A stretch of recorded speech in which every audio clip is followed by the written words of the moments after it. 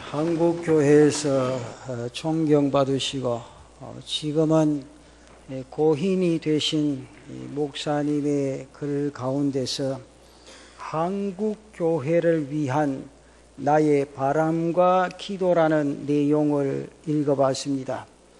돌아가시기 몇 년 전에 한국교회를 위한 간절한 마음에서 현실을 진단하고 앞으로 나아가야 할 것인가를 많은 교회 지도자들 앞에 하신 내용의 글이었습니다. 그 내용을 가만히 압축해 보면 현재 한국교회가 너무 세속화되어 가고 있다는 거지요. 그 증거로 몇 가지 말씀을 하시는데 그 가운데 첫 번째가 가슴은 뜨거운데 바른 삶이 없다는 겁니다. 교회에 가면 주여 주여 하는 소리가 우렁차게 울려 퍼지고 아멘의 소리가 울려 퍼지는데 주의를 지킨다고 하면서도 그래서 뭔가 보면 열정이 보이는 것 같은데 도덕적인 수준이 떨어진다는 거지요. 실제 삶의 현장에서는 덕이 되지 못하고 본이 되지 못하는 모습들이 많다는 겁니다. 그래서 가슴이 뜨겁다고 반드시 옳은 것은 아니지 아닌가 그런 내용을 썼습니다. 그리고 두 번째는 바른 교리와 세속화가 일치하지 않는다는 거죠. 그 바른 교리를 가졌다고 하나님과 사람에게 좋은 교회가 되느냐? 그러면서 에베소 교회에 나타난 말씀들을 한번 보라. 말씀에 대한 지식, 그 말씀으로 인해 이단을 분별하고 악을 분별하는 능력은 있었는데 첫사랑을 잃어버렸다고 책망을 받았습니다. 이것이 오늘 한국교회가 흘러가는 모습이 아닌가. 그러면서 또 하나 지적하는 것이 있습니다. 자기 부인이 없는 고등 종교는 타락할 수밖에 없다는 것이요. 종교학에서 이야기하는 참 중요한 이야기가 있습니다. 자기 부인이 있는 종교는 고등 종교고 자기 부인이 약하거나 없는 종교는 하등 종교로 분류를 합니다. 세상에서 고등 종교라고 하는 모든 종교는 자신의 부인이 있습니다. 자기 부인이 있다는 거지요. 만약에 이것이 없으면 종교는 하등 종교로 전락하고 맙니다. 이것은 곧 사람들에게 더 이상 신뢰받을 수가 없고 우리 기독교로 말하면 선교할 수 없는 미신적인 종교, 세상이 거부하는 종교가 되어지고 만다는 거지요. 저는 한국 기독교가 자기 부인이 없으므로 이러한 모습으로 전락해 가고 있지 않은가. 오늘 이 예배 동참하신 사랑하는 성도 여러분, 여러분 스스로는 어떻게 생각하십니까? 여러분은 어떠하실지 모르지만 목회 현장에 있는 저는 이것을 더더욱 절감할 수밖에 없습니다. 이것을 통해서 우리가 깨달아야 할 첫 번째는 이 문제가 한국교회 문제라고 하지만 엄밀하게 볼 때 나 자신의 문제, 개인의 문제인 겁니다. 오늘 이 말씀을 전하는 저 자신의 문제요, 이 말씀을 들으시는 우리 모두의 문제라 그렇게 생각합니다. 우리가 간혹 실수하는 것이 공동체의 문제와 나의 문제는 개별적인 것이라고 생각하기가 쉽습니다. 그래서 크게 신경을 쓰지 않을 때가 있죠. 그러나 교회는 분명히 그리스도의 몸입니다. 그 몸의 지체로 우리 한 사람 한 사람을 통해서 이루어지기에 절대로 분리될 수 없고 따로 일 수가 없다는 거지요. 그런 거로 이것을 교회라고 하는 그것에서 한 묶음으로 생각해서는 안 된다는 겁니다.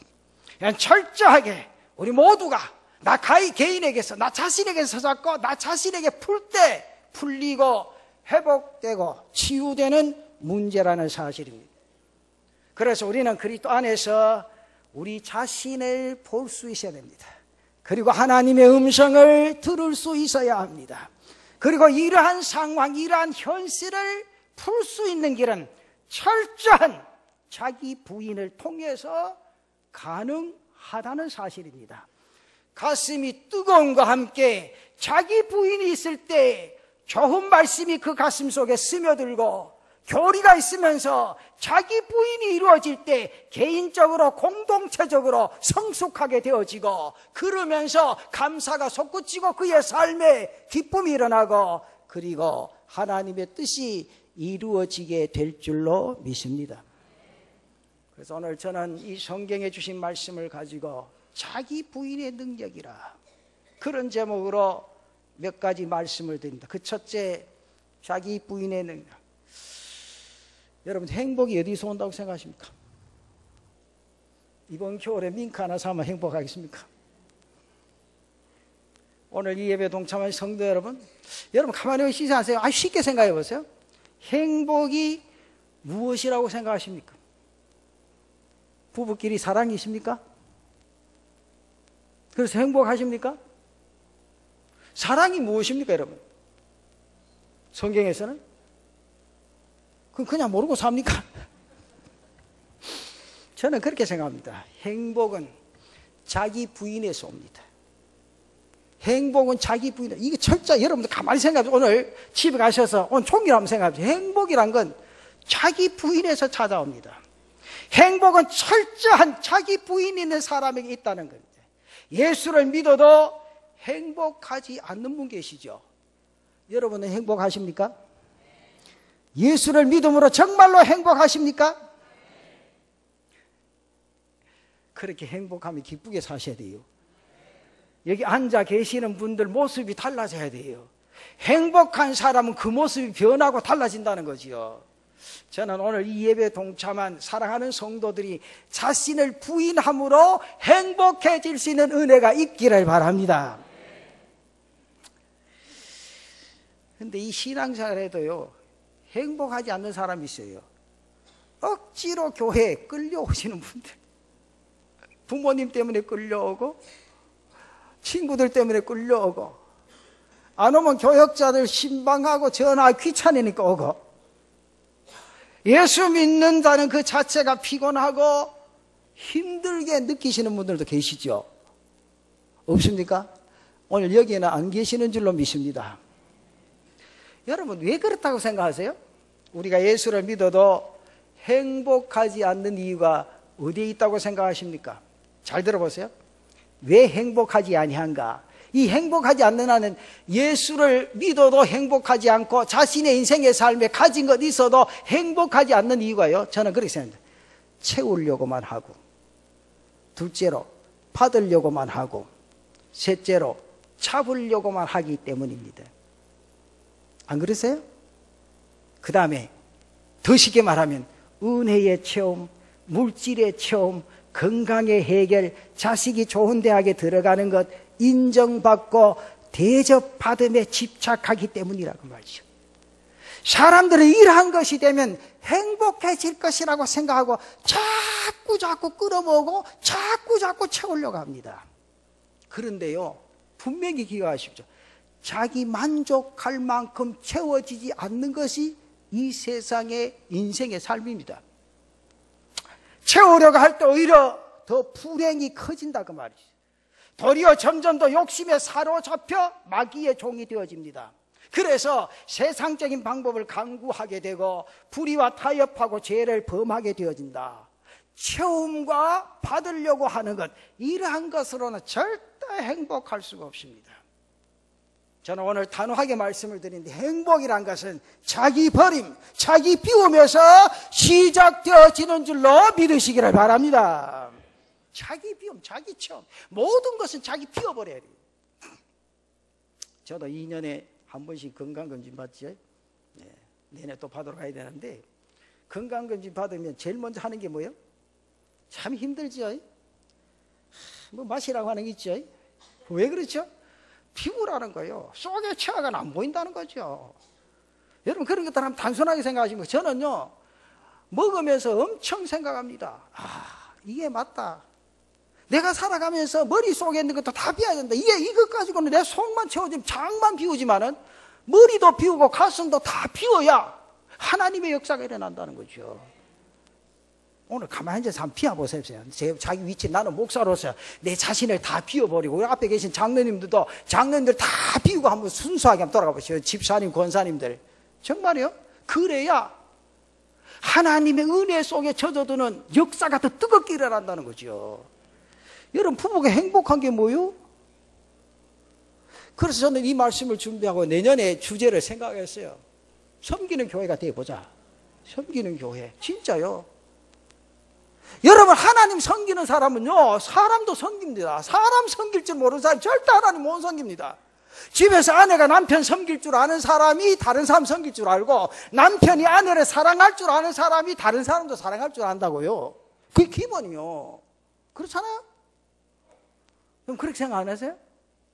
섬겨보자는 거죠. 부모는 자식을 섬기고 자식도 부모를 섬기고, 자식이 부모를 섬기라고 하면 아멘 하는데 부모가 자식을 섬기라고 하면 아멘 안 하죠. 섬겨야 돼, 근본적으로. 그래야 그게 배워진다는 거죠. 우리의 행복은요, 자신의 버림, 자기 비움에서 시작되어집니다. 여러분, 예수님께서 말씀하시는 팔복을 한번 생각해. 이 팔복의 행복은 다 자기 부인에서 시작이 되어집니다. 그리고 거기에 채울 것이 하나 있습니다. 뭐로 채웁니까? 그리스도로, 성령으로 채워질 때 거기에 진정한 행복을 누리게 될 줄로 믿습니다. 여기서 내가 살고 하나님의 교회가 살고 이 나라 민족이 살게 될 줄로 믿습니다. 오늘 예수님께서는 십자가 부활을 향해서 가시는 가운데 우리에게 이것을 보여줍니다. 오늘 마가복음 8장 34절에 그런 말씀하죠. 무리와 제자들 불러 이르시되 누구든지 나를 따라오려거든 자기를 부인하고 자기 십자가를 지고 나를 따를 것이니라. 우리의 행복은 먼저 나를 부인하고 그리스도로 채우는 겁니다. 그것만이 해답이라는 거죠. 이 행복을 가지고 우리가 땅 위의 인생의 삶을 살아간다면 우리는 높은 차원의 삶을 살아갈 수 있게 되어진다는 거죠.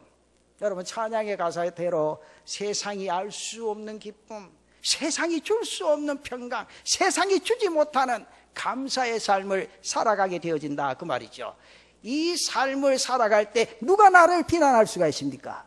설사 시기하고 질투한다고 할지라도 부러워할 수밖에 없습니다. 그것이 바로 자기 부인의 능력이라 그 말이죠. 오늘 내 자신의 모든 모습들을 부인해버리면 하나님이 성령으로 채우시고 능력으로 역사해 주실 줄로 믿습니다. 여러분, 좀 고집도 피워보세요. 자기 아집도 좀 던져버리고요. 왜 이렇게 캐묵은 아집 고집을 가지고 사느냐 그 말이죠. 그렇잖아요? 진리 아니면은 좀 던져버리고 벗어버리자 그 말이죠. 그리고 저는 또 그렇게 생각해요. 두 번째는 자기 부인은 하나님의 일이 이루어지는 통로라는 거죠. 제가 아파트 15층에 살면서 한 번씩 걸을 때 있죠. 15층 쭉 걸었다 내렸다 오면 이렇게 걸었다 내려왔다 오면 자연적으로 이제 이 집은 어떤 집인가 보고 기도도 하고 그저 교패라도 하나 붙어 있으면 감사하고 그럼 오는데 제일 많이 붙어 있는 게 뭔지 알아요? 가하만사성. 그리고 어떤 집은 만사형통. 여러분들도 만사형통하기를 원하죠? 안 그러십니까? 네. 만사형통. 저는 그래서 그 만사형통은 우리 교인들이 다 이루어야 되는데 그 만사형통은 딱 하나입니다. 자기 부인할 때 하나님의 일이 이루어지는 통로가 되어진다. 자기 부인을 통해서 하나님의 일은 이루어진다 그 말이죠. 예수님은 자기 부인을 통해서 하나님의 뜻을 이루셨어요. 그리고 엄청난 일을 하셨습니다. 만약 주님께서 자기 부인이 없으셨다면 십자가를 지고 그 고난의 길을 가는 것을 포기하시고 영광을 받으려고 하셨다면 세상의 영광을 다 얻으실 수 있었고 누릴 수가 있으셨습니다. 왜 그렇습니까? 40일 금식기도 하신 후에 마귀가 유혹할 때 마귀에게 딱 한 번 절하면 천하 만국의 영광을 네게 다 주겠다 그랬어요. 그렇다면 하나님의 구원의 역사는 이 세상에 이루어지지 않았을 겁니다. 이 세상의 역사는 멸망과 절망의 역사로 계속 이어질 수밖에 없었을 겁니다. 그러나 주님께서는 자기 부인을 하심으로 하나님의 구원의 역사가 이 땅에 완성된 줄로 믿습니다. 오늘 내가 있고 오늘 성도님들이 이 자리에 앉아 계시는 것은 주님의 이 철저한 자기 부인으로 인한 것이라는 거지요. 그래서 우리를 통한 하나님의 일은 자기 부인에서 이루어집니다. 여러분, 신약 성경에 바울이 다메섹 도상에서 예수님을 만나고 그 제일 먼저 한 건 철저히 자기 부인을 했습니다.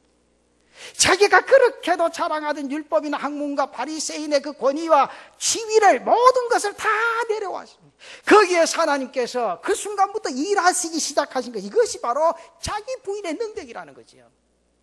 여러분, 오늘 그리스도인이 자기 부인의 능력을 가지고 이 땅 위의 인생의 삶을 살아간다면 그보다 힘 있는 사람이 없습니다. 우리 모든 성도들이 이 은혜 속에 젖어드는 귀한 성도들 되시기를 바랍니다. 그 다음에 큰 두 번째로, 그럼 자기 부인의 길이 뭐냐? 자기 부인. 우리는 이 지혜를 한번 가져보시고 이 능력을 배워야 합니다. 주님을 통해서 우리는 배울 수가 있는데 오늘 주님 우리에게 그것을 가르쳐 주십니다. 주님께서 우리에게 가르쳐 주시고 보여주시는 그 자기 부인이 무엇이냐면 곧 어떻게 하는 것이, 어떻게 살아가는 것이 자기 부인이냐. 세 가지만 말씀을 전하고 마치고, 첫째는 하나님의 뜻을 따르는 겁니다. 주님 오늘 아버지의 뜻을 향하여 가고 행하신, 오늘 본문 바로 앞절에 보면 주님은 33절에 이런 말씀하시죠.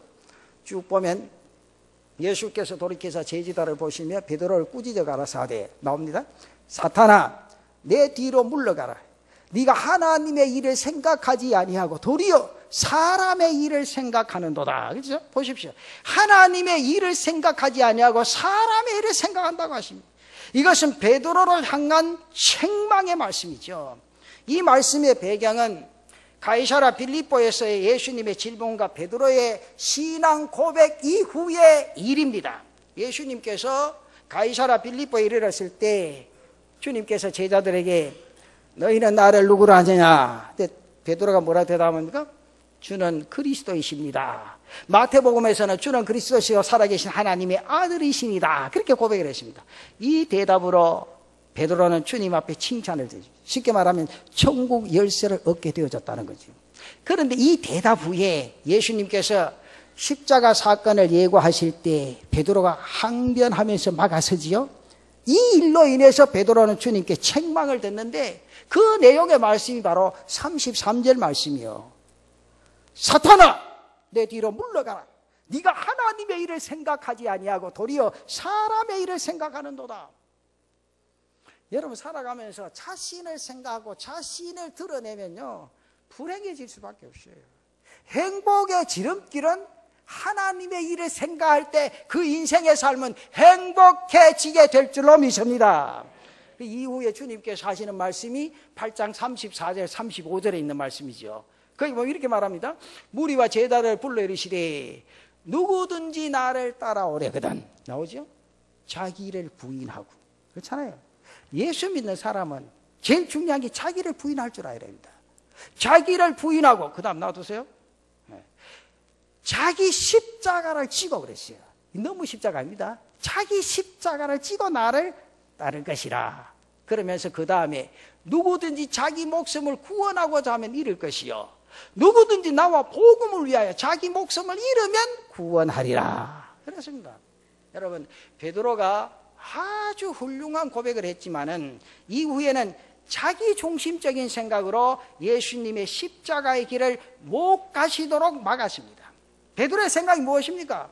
그것은 베드로뿐만 아니라 모든 제자들의 생각이 그와 같았다는 거죠.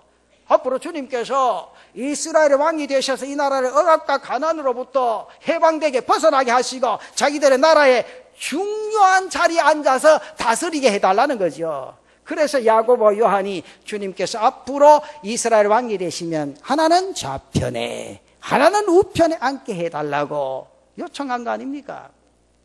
이러한 생각이었기에 베드로는 주님이 가시는 그 길을 막아서게 된 겁니다.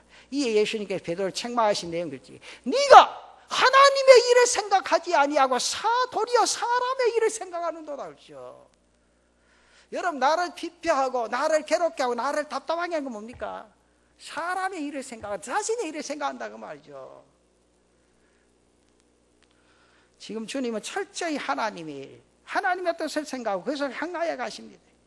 그러면서 그것을 생각하지 못하고 인간적인 생각, 인간적인 뜻에 집착하는 제자들, 바로 오늘 나를 향하여, 우리를 향하여 하시는 말씀이라고 말이죠.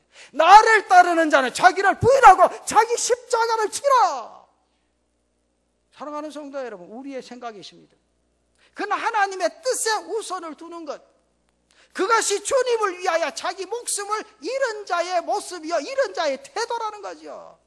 그러한 삶을 이루어갈 때 거기에 힘이 있고 거기에 능력이 있고 거기에 생명력이 있게 될 줄로 믿습니다. 우리는 힘 있는 삶을 살아야 돼요. 정말 능력 있는 삶을 사시기를 축원합니다. 내 자신의 부인이 없이 그런 힘 있고 능력 있는 삶을 살아갈 수 없다고 말이죠. 그렇잖아요? 여러분, 가정을 세우기를 원하십니까? 자기를 부인하세요. 가정의 행복을 원하십니까? 자신을 부인하세요. 하나님의 교회가 은혜롭게 달려가기를 원하십니까? 자기를 부인할 수 있는 은혜가 있기를 바랍니다. 그럼 두 번째로 벌이라는 거지요. 오늘 35절 말씀에 누구든지 자기 목숨을 구원하고자 하면 잃을 것이요, 누구든지 나와 복음을 위하여 자기 목숨을 잃으면 구원하리라. 바로 이 말씀 아닙니까? 얻으려고 하면 포기하는 것이 있어야 된다 그 말입니다. 버리지 아니하고 포기하지 아니하고 얻을 수 없다는 거지요. 여러분, 성경에 보면 한 부자 청년이 주님 앞에 나와서 그런 말을 하죠. 선생님, 어떻게 하여야 영생을 얻으리까? 그렇게 말하죠. 주님께서 그 부자 청년이 말합니다. 계명을 다 지키라. 청년이 말하죠. 나는 어려서부터 계명을 다 지켰습니다. 청년은 그 마음을 꿰뚫어 보신 주님께서 말씀하십니다.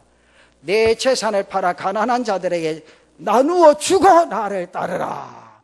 여기 청년이 갈등 안 합니까? 그 성경이 말씀합니다. 그가 재물이 많아 심히 근심하며 돌아갔노라.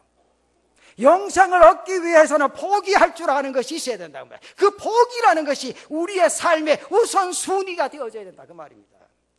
그게 중요하다는 거죠. 부자 청년에게 주님께서 말씀하신 단 한마디로 표현하라 그러면 행동하라 그 말입니다. 네가 전정 영생을 얻기를 원하는데 행동하라, 실천하라, 움직여봐라. 말로만 지켰다고 딱 까불지 말고 가서 행동해봐라. 네가 가지고 있는 것을 무엇을 필요하는가 생각해봐라 그 말이요.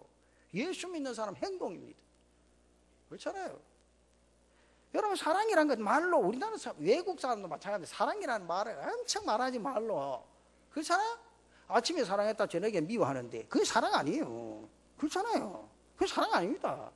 순간적으로 상대방의 무엇을 얻기 위해서 자기 입으로 사랑한다는 그 사랑 아니에요. 그 거짓이고 가식입니다. 그렇잖아요. 그래서 사랑이라는 건 자기 육체가 움직여져야 되는 거예요. 그렇잖아요. 오늘 우리가 주를 위해서 사랑하고 믿음을 가진 성도라면 이 모습이 우리에게 있어야 된다 그 말이죠. 제가 늘 그러잖아요. 제가 부르는 찬송 가운데 제일 안 부르는 찬송이 있죠.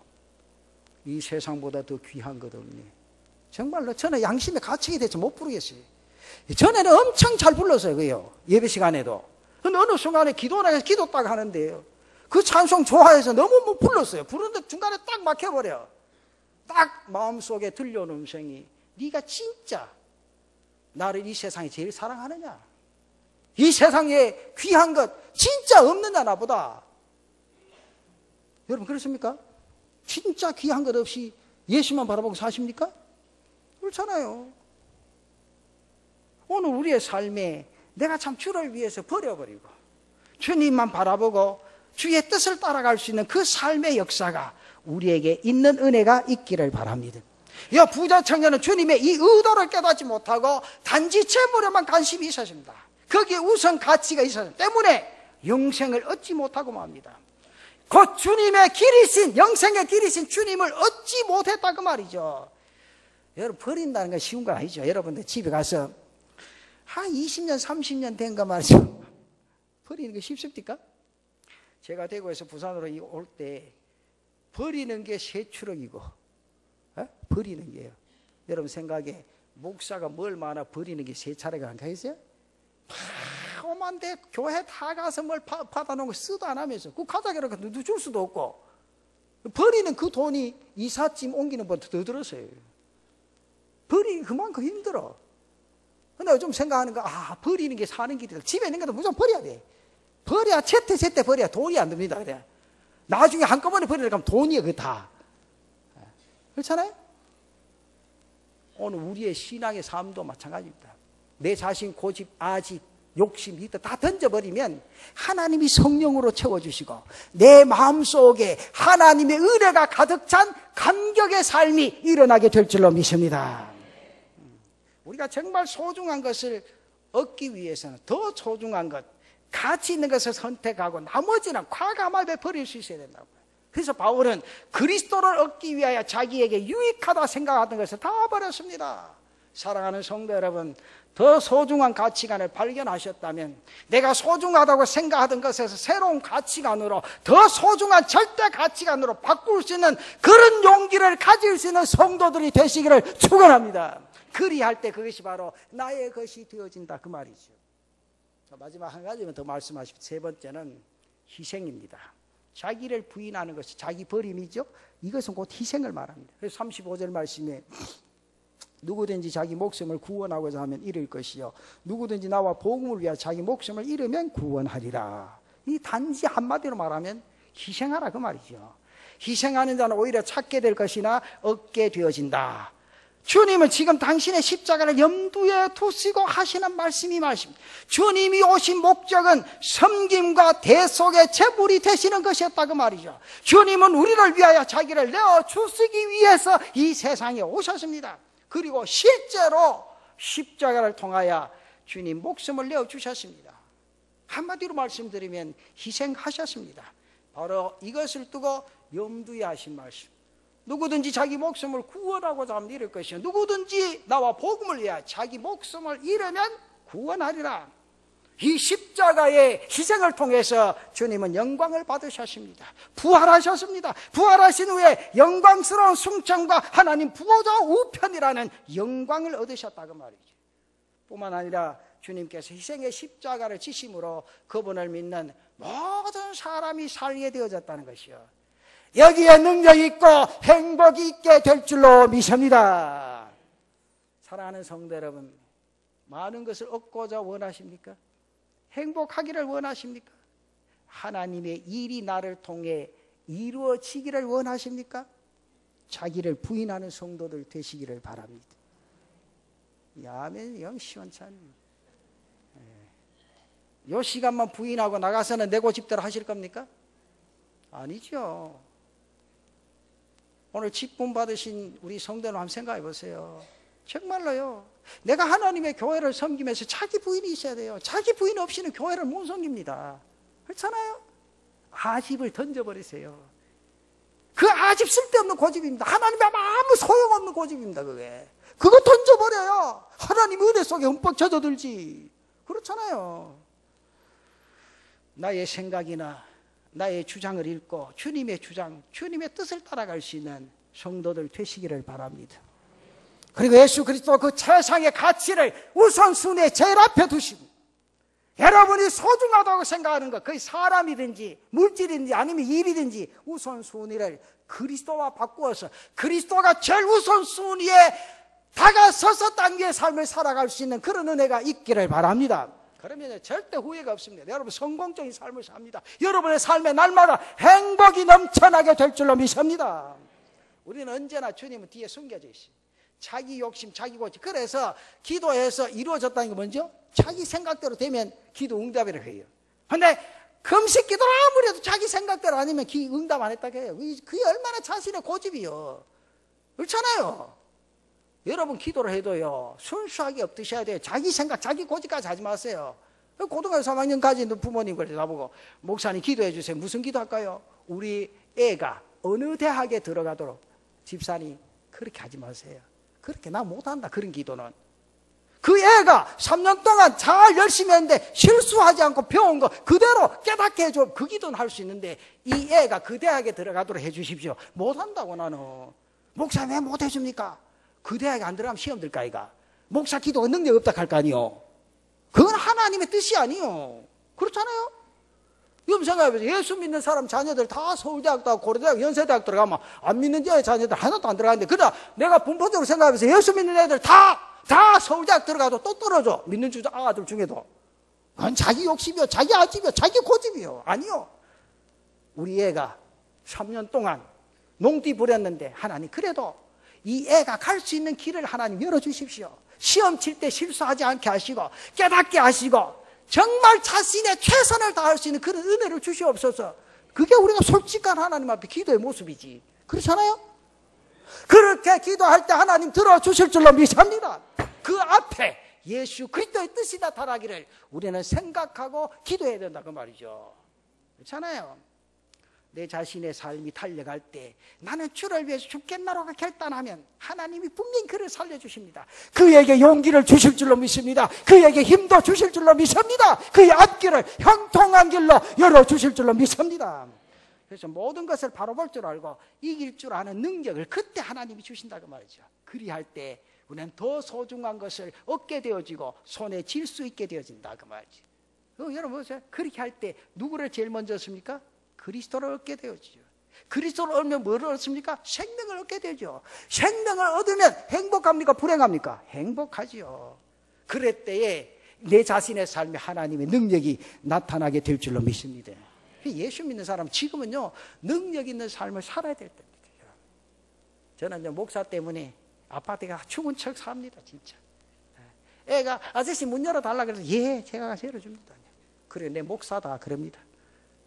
나도 교회 가는데 그래 내 목사다. 예 알겠습니다. 그 다음에 목사님 그러죠. 그러면 자기 부모하고 같이 갈 때 이 애가 뭐라고 하면 엄마 이 아저씨가 목사님이야. 그럼 이분이 하는 말이 아저씨라 가지 말고 목사님만 가면 되지. 이 아저씨가 목사님 그 말하지 말고 목사님이라 그러라. 그도 언젠가는 교회 갈 거 아니에요. 그렇잖아요. 우리의 삶이 정말 내가 어떠한 삶의 역사를 이루어가야 될 건가. 진정한 행복 속에 살아가기 위해서는 나 자신을 버리고 희생하고 내 아집을 다 던져버릴 때 하나님 나를 통한 역사가 분명하게 일어나게 될 줄로 믿습니다. 그렇게 될 때 우리의 삶은 행복하고 힘이 있고 능력 있는 삶으로 살아가게 될 줄로 믿습니다.